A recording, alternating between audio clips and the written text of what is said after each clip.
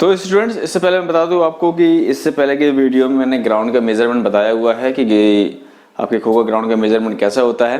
तो आज इस वीडियो में डिस्कस करने वाले हैं अपने चेजर के एक्टिविटी को लेकर कि उसको क्या रूल्स है, क्या रेगुलेशंस है, क्या उसको प्रिकॉशंस लेनी चाहिए। तो आज हम इस वीडियो में डिस्कस करेंगे।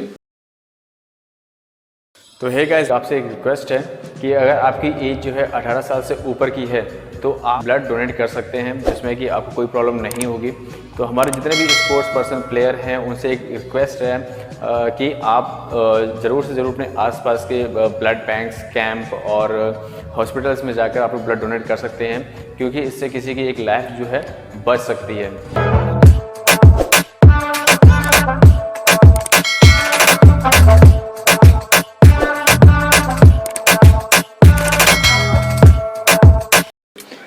तो सबसे पहले स्टोरी बता दूं, जब दो टीमों के बीच में जब भी कभी मैच होता है, मैच होने से पहले सबसे पहले दोनों टीमों के कैप्टन को बुलाया जाता है ग्राउंड पर।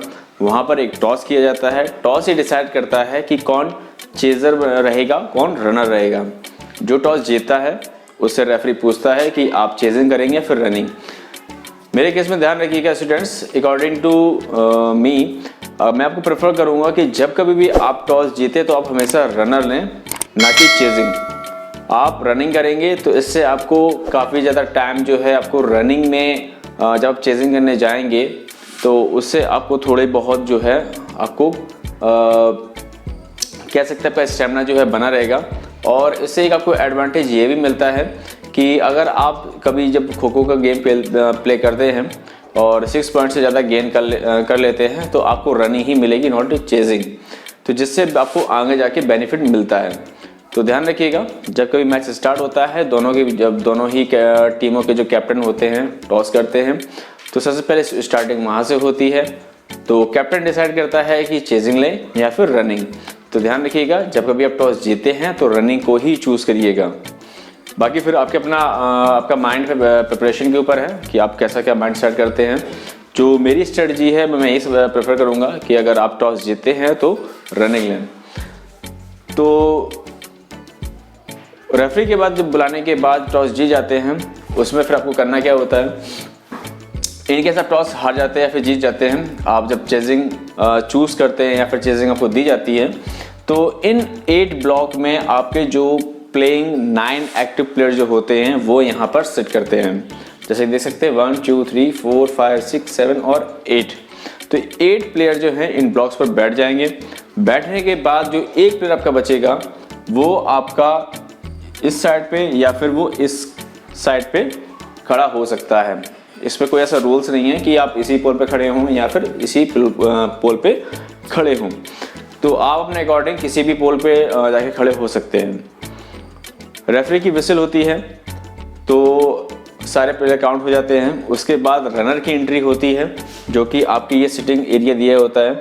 तो यहाँ पर आपके जो रनर्स होते हैं वो इस पोजीशन में बैठ जाते हैं। हर एक बैच में 3-3 प्लेयर होते हैं, टोटल आपके 9 प्लेयर हो गए हैं। और इन रनर की एंट्री जो है यहीं से एंट्री उनकी शुरू होती है। इसके बाद जब पूरे प्लेयर सेट हो जाते हैं और रनर भी ग्राउंड पे आ जाते हैं, उसके बाद रेफरी की विसिल होती है।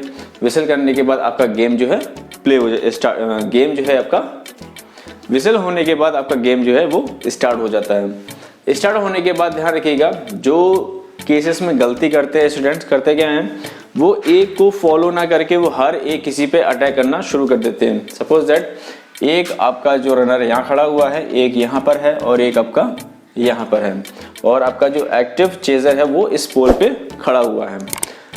तो इस रनर चेजर क्या करता है, कभी इसको अटैक करता है, इसको छोड़ने के बाद फिर इसको अटैक करने लगता है। भाई रनर है वो एक जगह तो खड़ा रहेगा नहीं, वो तो मूव करेगा अपने आप बचाने के लिए। तो चेजर क्या करता है, पहले इसको टच करने की कोशिश करेगा, फिर इसको टच करने की कोशिश करेगा। तो इस केस में ध्यान रखिएगा, कभी भी आप चेजिंग कर रहे हैं तो आप हमेशा किसी एक पर ही टैकल करें। अगर आप एक पर टैकल नहीं करेंगे, आप हर एक को ट्राई करने की कोशिश करेंगे, जिससे कि आपका टाइम वेस्ट भी होगा और वो जो रनर रन कर रहा है उसको अपनी एनर्जी को बूस्ट करने का टाइम मिल जाएगा, रेस्ट करने का टाइम मिल जाएगा। तो इस चीज़ को ध्यान रखिएगा स्टूडेंट्स कि जब कभी भी आप किसी एक चेजर को चेज कर रहे हैं तो आप उसको ही चेज करें, उसके अलावा किसी और को चेज करने की कोशिश ना करें। हाँ, इन केस अगर चेज करने के टाइम पे अगर दूसरा प्लेयर जो है आपके बहुत नियरेस्ट आ रहा है या फिर आपकी रेंज में है, तब आप उस पर अटैक ले सकते हैं, तब आपको कोई प्रॉब्लम नहीं है।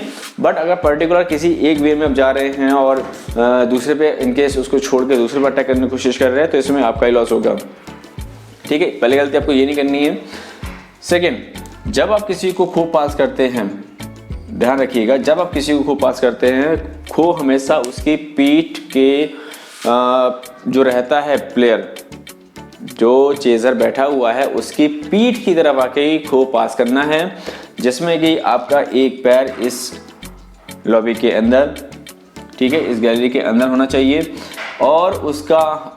और जो चेजर है, जो एक्टिव चेजर है, उसका टच उसकी पीठ पर होना चाहिए। और तीसरा, और खो बोलना चाहिए। अगर ये तीनों चीज़ें अप्लाई करते हैं तो इसमें आपको खो पास करने में कोई भी फाउल नहीं दिया जाएगा। ठीक है स्टूडेंट्स, कि खो आपको कैसे पास करना है, ध्यान रखिएगा। खो आपको कैसे पास करना है, उसके एक पैर जो है आपका गैलरी लॉबी में, एक पैर आपको उसकी गैलरी में होना चाहिए और पीठ पे टच करना चाहिए और तीसरा खो बोलना है आपको। ठीक है, इसके बाद चलिए आगे बढ़ते हैं। Take direction. टेक डायरेक्शन कैसे लेना है? सपोज करिए अगर आपको यहाँ पर खो मिला या आपको कहीं भी आपको खो मिला, खो लेने के बाद आपको सीधा आना है। सपोज करिएगा इन केस अगर कोई भी रनर यहाँ खड़ा हुआ है, यहाँ पर एक्टिव चेजर ने खो पास किया, खो पास करने के बाद इस डायरेक्शन में दौड़ता है। ठीक है, रनर के पास एडवांटेजेस ये होता है वो लेफ्ट या राइट जा सकता है, बट चेजर के पास सिर्फ एक ही एडवांटेज ये होता है कि उसको सीधा दौड़ना है। ठीक है, तो इस कंडीशन में करना क्या है कि ये जो गैलरी दी गई है इसका चेजर को यूज करना है। दोनों हाथों को सीधा रखना है, शोल्डर को सीधा रखना है, पैर भी सीधे रखने हैं, मतलब कि पैर को लेफ्ट या राइट मूव नहीं करना है, उसको सीधा उस लॉबी को यूज करना है, सीधे चलते जाना है। जैसे ही उसके पास आते हैं आप उसकी तरफ मूव करिए। ये ध्यान रखिएगा, ये बहुत ज़रूरी इंपॉर्टेंट है। बहुत ज़्यादा इस पर शोल्डर फाउल, लाइन कट, बहुत कुछ ज़्यादा फाउल इसी में ही होते हैं। इस चीज़ का ध्यान रखिएगा बहुत, क्योंकि ज़्यादा केसेस इसी में पाए जाते हैं। इस पर डायरेक्शन फाउल हो जाता है, लाइन कट हो जाती है, सडन खो दी जाती है और बहुत जल्दी प्लेयर उड़ जाते हैं, तो इसमें बहुत ज़्यादा फाउल मिल जाते हैं। तो एक चीज़ का ध्यान रखिएगा। और एक चीज़, इसके बाद जो हमारा नेक्स्ट पॉइंट है कि आउट कैसे किया जाए। आउट कैसे करना मतलब ये है कि आप अपने जो रनर दौड़ रहे हैं उसको हाथ से टच कर सकते हैं, तभी आउट माना जाएगा। अगर आप लेग से टच करते तो आउट नहीं माना जाएगा। इस चीज़ का ख्याल रखिएगा कि आप जब कभी दौड़ रहे हैं, दौड़ते जा रहे हैं, आप सोचते हैं कि मेरे हाथ से ज़्यादा मेरा पैर आ सकता है, तो ऐसी गलती कहीं मत करिएगा। इवन आपको इसलिए रेफरी भी आपको वार्न कर सकता है, आपको वार्निंग दे सकता है कि इनकेस दोबारा गलती की तो आप आउट कर दिए जाओगे। तो इस चीज़ का ध्यान रखिएगा। और चलिए नेक्स्ट टॉपिक जो देखते हैं। कई स्टूडेंट्स का मैसेज आया मेरे पास कि क्या सर कि ये जो सेंट्रल लाइन बनी होती है, सेंट्रल लाइन के जो अपोजिट साइड है, क्या हम उस पर टच कर सकते हैं? तो बिल्कुल टच कर सकते हैं, बस आपका जो पैर है इसमें लाइन कट नहीं होना चाहिए। आप उसको फांद नहीं सकते हैं, लाइन कट नहीं कर सकते हैं। हाँ, अगर आप हैंड से टच करने की कोशिश कर सकते हैं तो वो आपका आउट दिया जा सकता है।